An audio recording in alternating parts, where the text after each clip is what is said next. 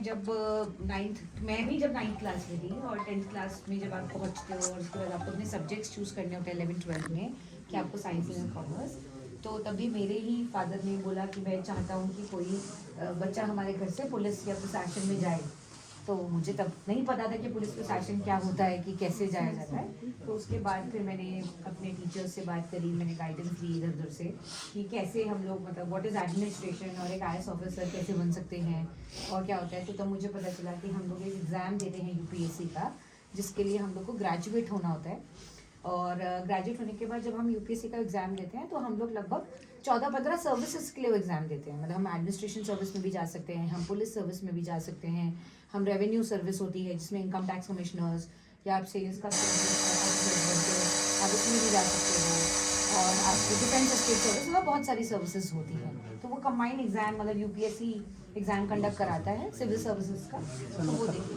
तो मैंने फिर उसके बाद तो मैंने उस हिसाब से 10th के बाद मैंने कॉमर्स विद मैथ्स ली, और उसके बाद मैंने फिर दिल्ली में पढ़ाई करने के लिए मैंने normal sociology honours BA honours करा, क्योंकि मुझे था कि मैं पढ़ाई करके एग्ज़ाम की तैयारी करूँगी सब। तो मैंने तभी से शुरू किया।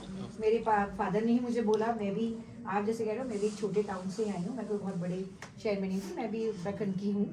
और वहाँ पे फिर मेरे टीचर्स ने मुझे गाइड किया, जैसे आपके प्रिंसिपल साहब या कोई टीचर बहुत अच्छा, तो मेरे ही एक ऐसे गुरु हैं, वो आज भी उसी स्कूल में पढ़ाते थे, मैं पढ़ी हुई, उन्होंने ही मुझे काफ़ी प्रेरणा दी और समझाया, और इसी तरीके से किया। लगे टाइम लगा, बहुत सारी पढ़ाई भी करी, एग्जाम्स भी बहुत सारे दिए और अटेम्प्ट्स भी बहुत सारे दिए, मुझे 4 साल लगे। बट जब आप कर लेते तो आपको अच्छा लगता है और अच्छा काम करने को मिलता है, तो डेफिनेटली बैंकिंग के लिए भी आपको एग्ज़ाम देना पड़ेगा। तो मैंने भी वो एग्ज़ाम दिए हैं बैंकिंग के। तो जब आप UPSC की पढ़ाई करते हो तो बहुत अच्छा आप लोग की जनरल नॉलेज, हिस्ट्री, ये सब चीज़ें बहुत अच्छी हो जाती हैं। तो जब आप वो सब पढ़ लेते हो तो आप किसी भी अच्छे कम्पिटिटिव एग्जाम्स के लिए बैठ सकते हो। तो it helps you to clear lot of exams also. तो बैंकिंग का भी पार्ट कवर हो जाता है। बहुत सारे हम लोग देखेंगे SSBOs, इन सब के अलग अलग एग्जाम्स होते हैं। मैंने जनरली PSUs का दिया था, पब्लिक सेक्टर अंडरटेकिंग्स होती हैं, जैसे ONGC होती है, सेल होती है, इनके भी एग्जाम्स होते हैं। बहुत सारे गवर्नमेंट एग्जाम्स कराते हैं, क्योंकि गवर्नमेंट में एंट्री आपकी एग्जाम्स के थ्रू ही होगी किसी भी गवर्नमेंट जॉब में। तो मैंने बैंकिंग का भी दिया था। तो इस तरीके से आप लोग तैयारी करो। उसके लिए बहुत इंपॉर्टेंट चीज़ बेटा ये भी होती है कि आप लोगों को ये ज़रूर पता होना चाहिए कि दीन दुनिया में क्या चल रहा है, ठीक है। नॉट रिलेटेड टू कि आज यहाँ बम फट गया है, यहाँ अर्थक्वेक आ गया, नॉट लाइक दैट है, बट जनरली कि हर चीज़ हम जिसके बारे में पढ़ रहे हैं, ये न्यूज़ में चल रही है, उसके क्या इम्पैक्ट है। फॉर एग्जाम्पल, अगर आई डोंट नो, अगर आप लोगों ने आजकल सुना हो कि जैसे अरावली इसको लेके एक जजमेंट सुप्रीम कोर्ट ने दिया, तो आपको ये नहीं सिर्फ पता होना चाहिए कि अरावली के बारे में जजमेंट क्या दिया सुप्रीम कोर्ट ने, वो महत्व नहीं है। आपको अरावलीज की हिस्ट्री जाननी पड़ेगी कि मतलब जोग्राफी के पॉइंट ऑफ व्यू से कि अरावलीज क्या थे, क्या उनका रीजन था, वो ओल्ड माउंटेन्स क्यों कहलाए जाते हैं, क्या है उनका सिग्निफिकेंस, क्या है उनका जो फॉर्मेशन है उससे दिल्ली को क्या हेल्प होती है या राजस्थान को क्या होती है। हम हिमालयाज़ में हैं, हम हिमालयाज़ को कहते हैं कि they are young mountains, how is Aravallis and Himalayas very different. तो ये आपको पढ़ना होता है। तो सिर्फ ये न्यूज़ नहीं कि हाँ सुप्रीम कोर्ट ने जजमेंट दे दिया कि अरावलीज के 100 मीटर्स को हम माउंटेन कवर करेंगे, नो, ये तो एक न्यूज़ हो गई। बट उस न्यूज़ को एनालाइज करके आपको समझना बहुत ज़रूरी है कि अरावलीज क्या हैं, कंपेयर करो अरावलीज और हिमालयाज़ को, क्या डिफरेंस है उनमें, क्या उनका टेक्टोनिक जो मतलब फॉर्मेशंस है उससे क्या होगा, वो हमें किस तरीके से प्रोटेक्ट करते हैं, क्या ये सब चीज़ें। तो दैट इज़ इम्पॉर्टेंट। तो आप लोग को ज़रूरत ये है कि कुछ भी चीज़ जो आपके आसपास चल रही है उसको समझो। जब हम कहते हैं अरे इस बार ना कुछ मौसम चेंज हो गया, हमारी मम्मी कहती है अरे इस बार ना बर्फ़ पड़ जाती है, इस समय तक नहीं पड़ी, अरे इस बार ना ऐसा हो रहा है, ऐसा नहीं हो रहा है।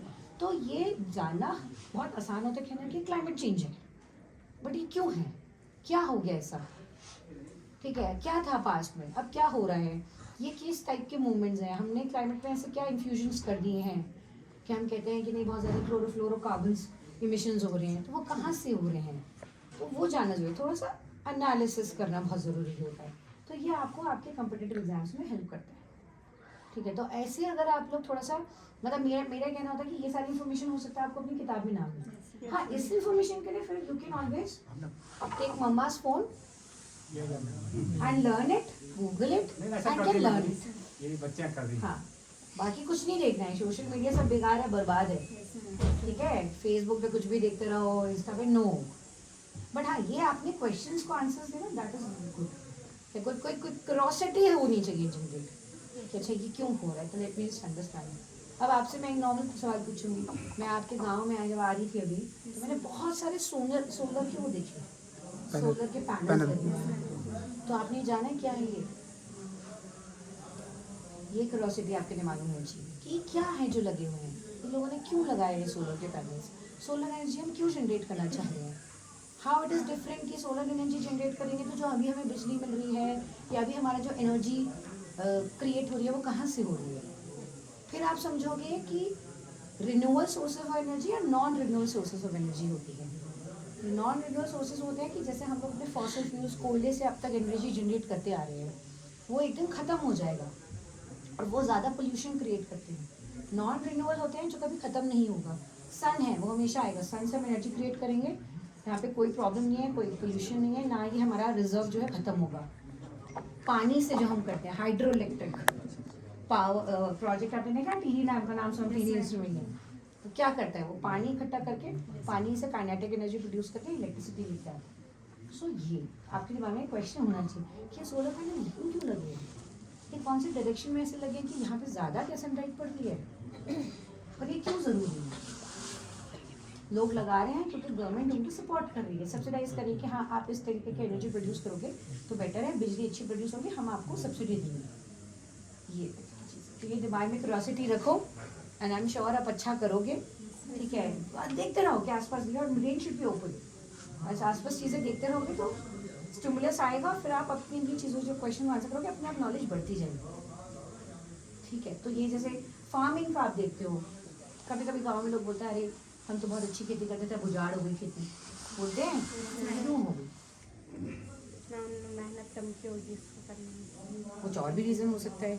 क्या ऐसा हुआ कि पानी के साधन जो थे वो बंद हो गए, क्या हमारी जो सिंचित भूमि थी उसको प्रॉपर सिंचाई नहीं पहुंच रही है, राइट। तो मेहनत मतलब they can be reasons, you have to find out those reasons, scientific reasons होंगे प्रॉपर। पहाड़ों में पानी भी कम आता है, कुछ भी मतलब मैं तो आपसे ही पूछ रही हूँ, या आप ही के आसपास की चीज़ चल रही है ना, वही चीज़ अच्छे उसके साइंटिफिक आंसर्स, ये नहीं कि जैसे कुछ भी बोल दिया मान लिया, नहीं मैं तो नहीं मानती थी। ठीक है मैडम, यहाँ पे खेती अच्छी कर रहे हैं जब अब ये भी है कि आपके यहाँ पे खेती अच्छी हो रही है तो बाकी जगह पे क्यों नहीं हो रही काफी है। सब्जी का काफी So प्रोडक्शन there है is also a question और सब्जी कि यहाँ यहाँ तो से अच्छी हो रही है, बट हम बाकी अगर टिहरी जनपद में आप टिहरी में रहते हो तो कुछ दूसरी जगह होते तो वहाँ क्यों नहीं हो रही है। आप कंपैरिजन कर सकते हो, आप किसी से पूछ सकते हो, फिर आप समझना चाहो तो अपने किसी टीचर से पूछ सकते हो, फिर इसके हिसाब से हाँ कहेंगे हाँ यहाँ अच्छी हो रही है। आपको कि देहरादून साइड तो हम देखते ही नहीं, क्यों, क्योंकि वहाँ अर्बनाइजेशन हो गया है, वहाँ लोगों ने अपने खेत खत्म करके वहाँ बिल्डिंग्स बन गई हैं, सो दैट्स कॉल्ड अर्बनाइजेशन।